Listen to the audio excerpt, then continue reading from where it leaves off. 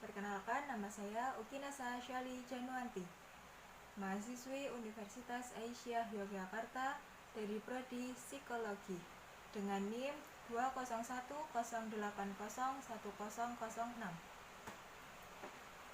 Kali ini saya akan membahas materi dengan judul Tahayul, Bid'ah, dan Khurafat.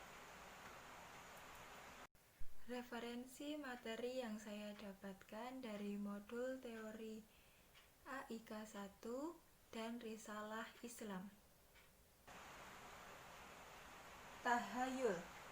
Kata tahayul berasal dari bahasa Arab al-tahayul yang bermakna reka-rekaan, persangkaan, dan khayalan.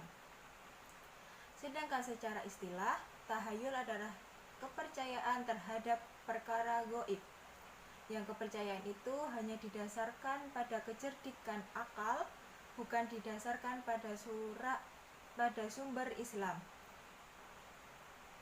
via Al-Quran maupun Al-Hadis. Kepercayaan ini berkembang dengan keharusan untuk menghormatinya, yang kemudian diwujudkan dengan sajian atau dengan penyembahan melalui cara tertentu terhadap sesuatu yang menjadi pujaan yang dirasa mempunyai kekuatan tertentu. Di Indonesia, tahayul berkembang dan menyebar dengan mudah. Tidak bisa dilepaskan dengan pengaruh agama dan kepercayaan lama. Adanya beberapa bencana alam menimbulkan korban, menjadikan manusia berpikir untuk selalu baik dan menyantuni alam, yang direalisasikan dalam suatu bentuk pemujaan dengan harapan bahwa sang alam tidak akan marah dan mengamuk lagi. Kepercayaan animisme dan dinamisme merupakan suatu aliran kepercayaan yang ditimbulkan dari keadaan di atas, seperti kepercayaan pada pohon besar atau keris yang dianggap mempunyai kekuatan tertentu atau benda-benda lainnya. Kepercayaan-kepercayaan itu terus berlanjut dan berkembang bersama perkembangan kerajaan-kerajaan Hindu yang menggunakan mistik atau kebatinan sebagai salah satu alirannya. Yang kedua, bid'ah. Pengertian bid'ah menurut bahasa ialah segala macam apa saja yang baru atau sesuatu yang diadakan tanpa ada contohnya terlebih dahulu. Sedangkan arti bid'ah secara istilah adalah mengada-ngadakan sesuatu dalam agama Islam yang tidak dijumpai keterangannya dalam Al-Quran dan Al-Sunnah.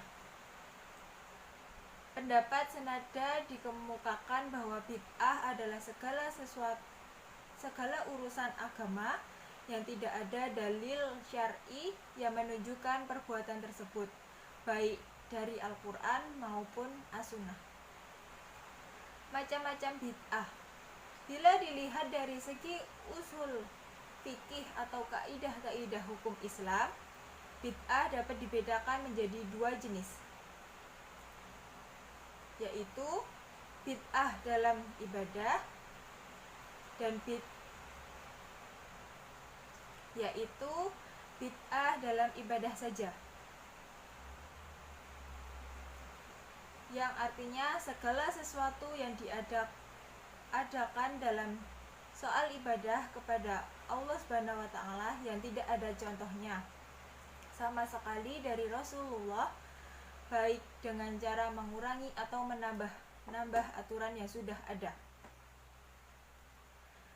Bid'ah meliputi segala urusan yang sengaja diada-adakan dalam agama, baik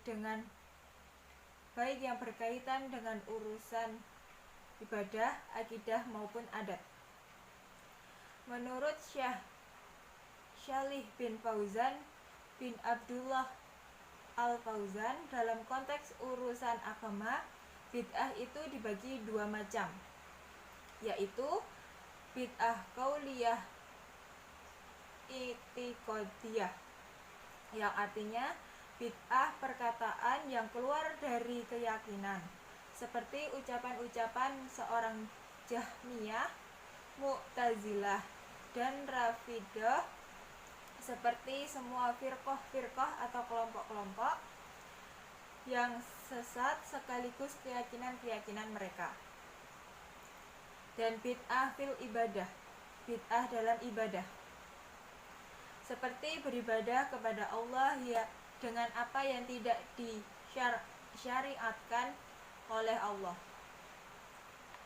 Semua bentuk bid'ah di atas sangat tercela dan tidak boleh dilakukan.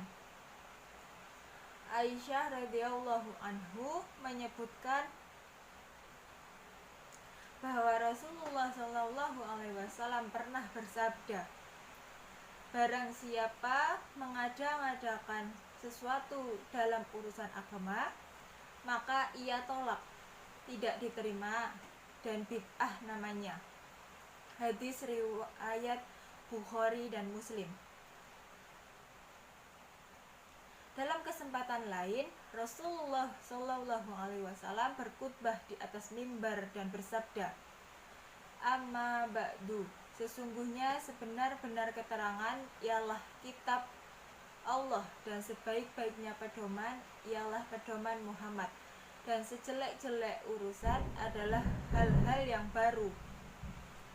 Itulah yang disebut bid'ah, dan segala bid'ah itu sesat. Oleh Imam Nisa ditambah dan segala yang sesat itu di neraka. Hadis riwayat Muslim, riwayat dari Jabir bin Abdullah. Yang terakhir, pengertian khurafat. Sumber khurafat adalah dinamisme dan animisme. Dinamisme adalah kepercayaan adanya kekuatan dalam diri manusia, hewan, tumbuh-tumbuhan, benda-benda, dan kata-kata. Sedangkan animisme adalah kepercayaan adanya jiwa dan ruh yang dapat mempengaruhi alam manusia. Khurafat diartikan sebagai cerita-cerita yang mempesonakan dan yang dicampur adukan dengan perkara dusta, atau semua cerita rekaan atau khayalan, ajaran-ajaran, pantangan, adat istiadat, ramalan-ramalan, pemujaan atau kepercayaan yang menyimpang dari ajaran Islam. Khurafat adalah bid'ah dalam bidang akidah, yaitu kepercayaan atau keyakinan kepada sesuatu perkara yang menyalahi ajaran Islam. Misalnya, meyakini kuburan orang saleh dapat memberikan berkah, memuja atau memohon kepada makhluk halus, meyakini sebuah benda seperti tongkat, keris, batu, dan lain-lain memiliki kekuatan gaib yang bisa diandalkan, dan sebagainya. Khurafat adalah budaya masyarakat jahiliyah. Di antara khurafat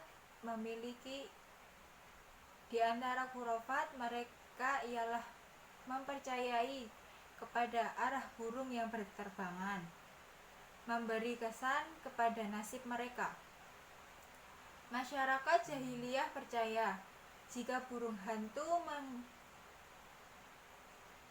menghinggapi dan berbunyi di atas sebuah rumah, maka artinya salah seorang dari penghuni rumah itu akan meninggal. Kepercayaan ini mengakibatkan penghuni rumah akan berduka cita. Khurafat adalah budaya masyarakat jahiliyah. Di antara khurafat mereka ialah mempercayai kepada arah burung yang berterbangan, memberi kesan kepada nasib mereka. Masyarakat jahiliyah percaya jika burung hantu menghinggapi dan berbunyi di atas sebuah rumah, maka artinya salah seorang dari penghuni rumah itu akan meninggal dunia. ini mengakibatkan penghuni rumah akan berduka cita. Demikian yang dapat saya sampaikan, kurang lebihnya saya mohon maaf. Wabillahi taufiq walhidayah. Wassalamualaikum warahmatullahi wabarakatuh.